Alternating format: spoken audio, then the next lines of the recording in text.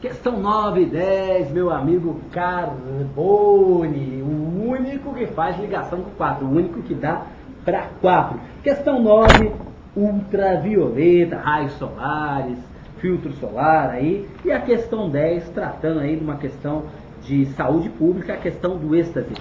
Carbone, diz pra gente aí, corrige, questão 9 e questão 10. Uma boa noite, Carbone. Boa noite, Matheus. Seja tudo bem? muito bem-vindo aqui. Namorado novo, Carbone, eu com o mesmo. Ah, não. Tá com o mesmo. Sou hétero.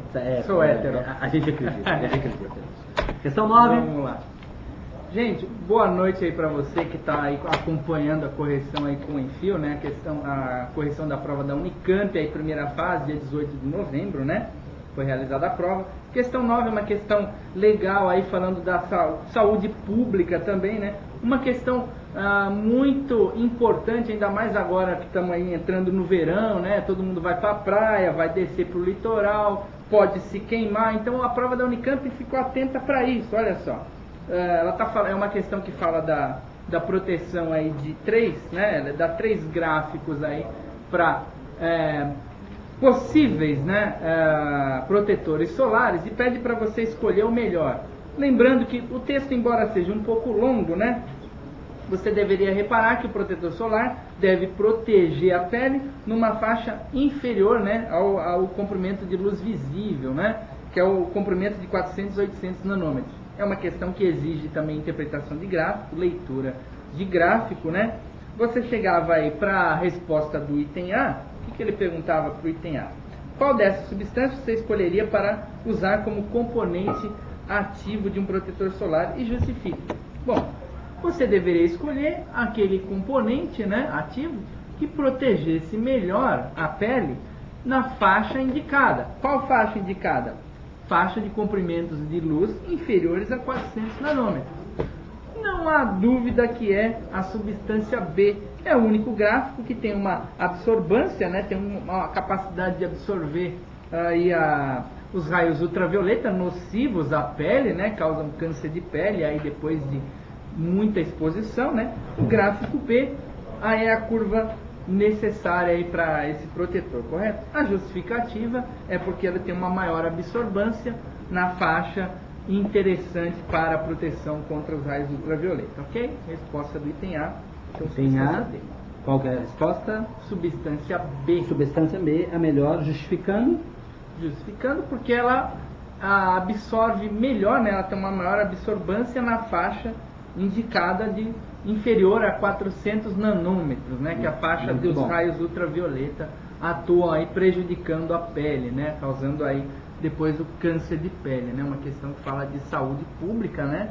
Relacionando aí com praia, tal, uma questão mais associada aí à diversão, à praia, mas você tem que tomar cuidado também nessas horas, né? Essa é uma das coisas ligadas ao envelhecimento da pele, né? Envelhecimento da pele, pelo menos. Isso, então uma questão aí importante você estar atento, né? Também até nessa hora que você está se divertindo, está na praia, né? Questão B? Da 9? Então, o item questão B. 9, prova da Unicamp, B.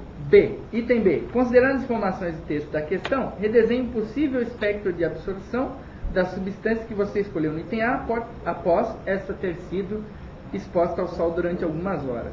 Ele falava no texto aí, né, que esse poder, né, de absorção dos raios ultravioleta, ele decai conforme o tempo passa. Então, o que ele pediu para você? Depois de um certo tempo, né, você deveria ter lido o texto com atenção, né, e pensado que depois de um certo tempo vai cair o nível de proteção. Então o gráfico que você vai colocar é como? O que a Unicamp pede não é nenhum gráfico quantitativo. Você não precisa se preocupar aí com a quantidade, com esses valores. Bastava um esboço. Ele pede redesenhe um possível espectro de absorção, né? Então você deveria o quê? Pegar esse gráfico da substância B e redesenhá-lo, melhor dizendo, né? Com uma absorvância menor, então, na faixa inferior a 400 nanômetros. Estava lá no alto, né, amiguinho? Você deveria colocar mais para baixo. Fez isso, redesenhou o gráfico? Beleza, você tirou 10. Veja que esse item B é interessante, né? Ele é uma pergunta, né, que valoriza também aquele aluno que pensa, né? Aquele aluno que atua sobre o conhecimento, não só a prova aquele toda, que... né? Isso, você vê, esse item B, ele vem de encontro, né? Mais uma vez aí com que a proposta da Unicamp, né? Não adianta então o aluno decorar gráficos, né, informações. Ele deveria o quê? Agir sobre o conhecimento, né? E aqui propor um novo gráfico, né? Você vê que o aluno que decora temas aí, decora a química, né? Ele acaba se dando mal nesse item B, que é um item que exige uma certa atuação. Questão 10, Carbone. Questão 10.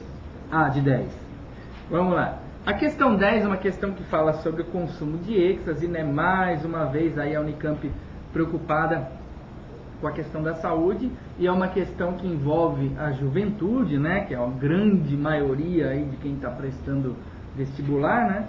O consumo de êxtase, né? Ele fala aqui no texto, né?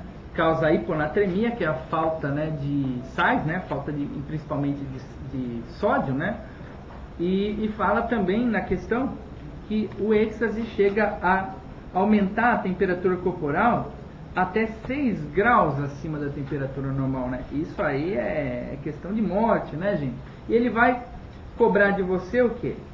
Ele vai perguntar se a ingestão de água pode contornar algum dos problemas relativos ao uso do êxtase.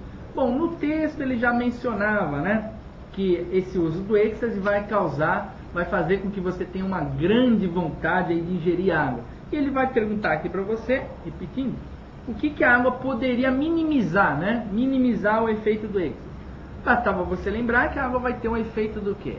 Um efeito, vamos dizer, de aliviar esse aumento de temperatura, né? Quer dizer, vai diminuir esse aumento, né? A água tem esse poder de refrescar, ela tem uma grande capacidade calorífica, né? Então ela vai diminuir esse efeito da temperatura. Você vai suar mais, né? E o suor tem essa função de refrigerar o corpo, né? E sem falar também que ingerindo água você está diminuindo, né, a temperatura do seu corpo. Então o efeito da água é minimizar esse aumento causado pelo êxtase, seja pela produção maior de suor, você vai ter mais líquido para eliminar, né, para suar, seja pelo próprio consumo da água que causa aí uma diminuição da temperatura corporal. Ok? Esse é o item A. Item B da 10, Unicamp, feriadão. Vamos lá. Então, item B, uma questão aí que cobrava, uma questão mais numérica aí, né? Você tinha que calcular quantos comprimidos de êxtase, né, poderia aí matar metade, né, um nível de metade aí das pessoas que consumissem, né, esse comprimido, né, numa possibilidade, né, o que ele chama de LD50, né? Então ele dava para você que o comprimido de êxtase tem 5 vezes 10 a menos 4 mol da droga, né? E ele pergunta qual seria a dose para matar aí metade, né, dos consumidores, né, numa estatística, né? Lembrando isso que é uma estatística, né? Levando em conta que essa pessoa pese 56 quilos, né? Então eu estaria implicado aí, né? Então vamos lá. Bom, gente, o que você deveria fazer? No texto ele fala que 22 miligramas do êxtase para cada quilo de massa corpórea estaria aí nessa dose necessária, né? Você então fazendo uma regrinha de 3 simples, né? 22 miligramas por quilo, 56 quilos você chega a aproximadamente 1.232 miligramas, né?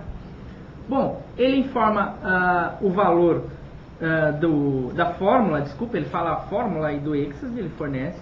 Você teria condição de calcular quanto pesa 1 mol de êxtase, né? 193 gramas, né? Transformando isso para miligramas, você chega em 193 e 10 a terceira. Fazendo aí a regrinha de 3, cada comprimido com 5 vezes 10 a menos 4 mol de êxtase vai dar 96,5 miligramas. Acompanha aí? 96,5 miligramas, você calculou agora há pouco, 1.232 miligramas a dose necessária.